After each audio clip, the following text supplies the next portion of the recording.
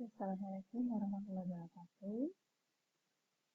Selamat bertemu lagi dalam mata kuliah pengantar akuntansi 1.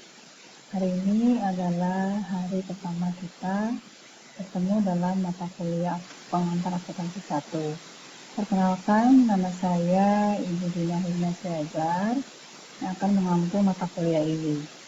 Nah, untuk hari pertama kita akan membahas deskripsi mata kuliah. Ya, apa yang akan kita pelajari selama 1 semester ke depan ya. Nah, ini mata kuliah ini diperuntukkan untuk program studi manajemen ya.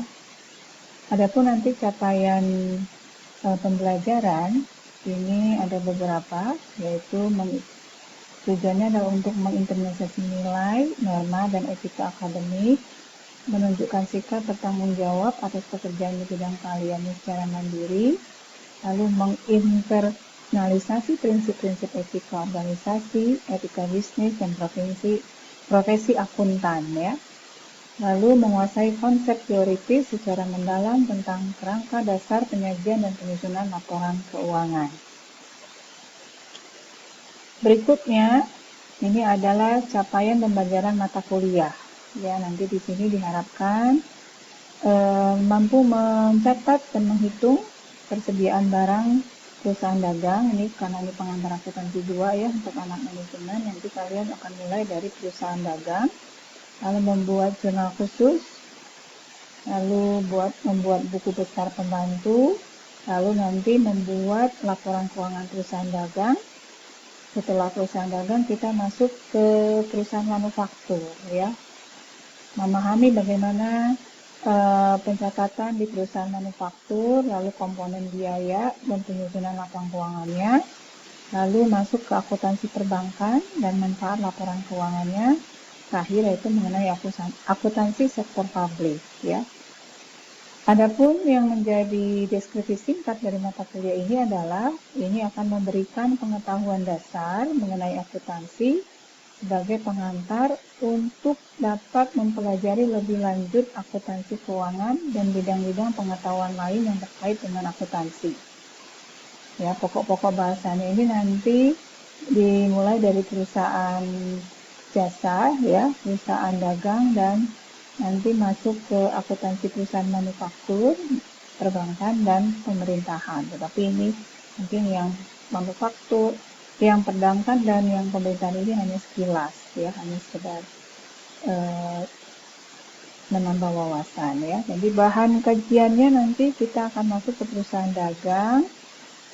Dari pembelajarannya yaitu perusahaan dagang, karakteristik perusahaan dagang itu seperti apa, lalu akun dan transaksi perusahaan dagang. Lalu nanti masuk ke metode persediaannya, ya, karena perusahaan dagang itu punya persediaan barang, bagaimana kita mencatat persediaan barangnya. Jadi dimulai dari persediaan perpetual, ya, lalu masuk ke persediaan prioritas, lalu nanti masuk ke, ini masuk ke pencatatan laporan keuangannya, ya. Ada perusahaan dagang, nanti ada jurnal khusus dan buku pembantu, yaitu pembantu hutang dan pembantu piutang. Lalu kita akan menyusun laporan keuangan, dimulai dari jurnal penyesuaian, membuat neraca lajur, laporan keuangan, lalu jurnal penutup. Ya. Setelah itu masuk ke akuntansi perusahaan manufaktur, bagaimana karakteristiknya ya, apakah ada perbedaan dengan perusahaan jasa dengan perusahaan dagang, ya. Lalu nanti komponen biaya-biaya yang ada dalam perusahaan manufaktur, lalu garis siklus akuntansinya. Jadi di sini kita akan menghitung berapa HPP ya, harga pokok produksi, lalu membuat laporan keuangan. Terakhir nanti masuk ke akuntansi perbankan dan akuntansi sektor publik ya.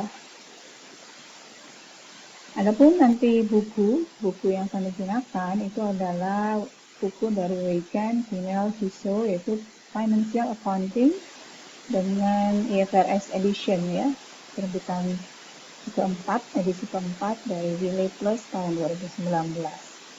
Pendukungnya itu standar akuntansi keuangan tertanggal 1 Januari 2015 ya. Lalu untuk sub capaian mata kuliah itu nanti diharapkan mahasiswa itu dapat menjelaskan karakteristik perusahaan dagang. Ya, nanti mengetahui akun-akunnya, lalu bisa mencatat transaksi jurnalnya, ya. Ya, jadi nanti belajar apa itu perusahaan dagang, lalu akun-akunnya seperti apa, metode pencatatannya, lalu metode pembelajarannya nanti itu bisa dengan presentasi, ceramah, dan nanti kita akan diskusi. Biasanya akuntansi itu banyaknya nanti ada case-case yang akan diberikan, ya, latihan kasus, ya.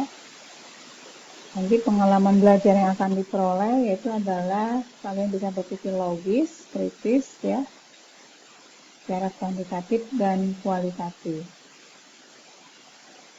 Kriteria penilaiannya itu adalah nanti dinilai dari keaktifan di dalam kelas, lalu mampu mengerjakan soal. Biasanya setiap pertemuan selalu ada latihan soal, ya. Jadi nanti diharapkan kalian mengerjakan latihan soal tersebut dan mengumpulkannya dengan tepat waktu. Adapun komponen penilaian untuk mata kuliah ini seperti biasa telah ditetapkan dari kampus, yaitu penilaiannya terdiri dari 4 komponen, yaitu kehadiran 10%, lalu ada tugas, ada kuis. Tugas dan kuis itu totalnya 25%, lalu ada UTS, UTS-nya itu 25%, lalu komponen UAS 40%. Jadi hati-hati di UAS, komponen UAS itu lumayan besar, ya. Nah, ini setelah itu nanti ada siklus akuntansi perusahaan dagang, yaitu bagaimana mencatat jurnal transaksi perusahaan dagang dengan metode persediaan pencatatan perpetual. Nanti ada jurnal pembelian, amat kirim, daftar pembelian, ya, ada diskon. Lalu ada jurnal penjualan. Ya, biasanya perusahaan dagang itu ada beli, ada jual barang, ya. Ongkos kirimnya, retur penjualan, diskon, dan lain-lain. Dengan metode perpetual itu bagaimana mencatatnya, ya.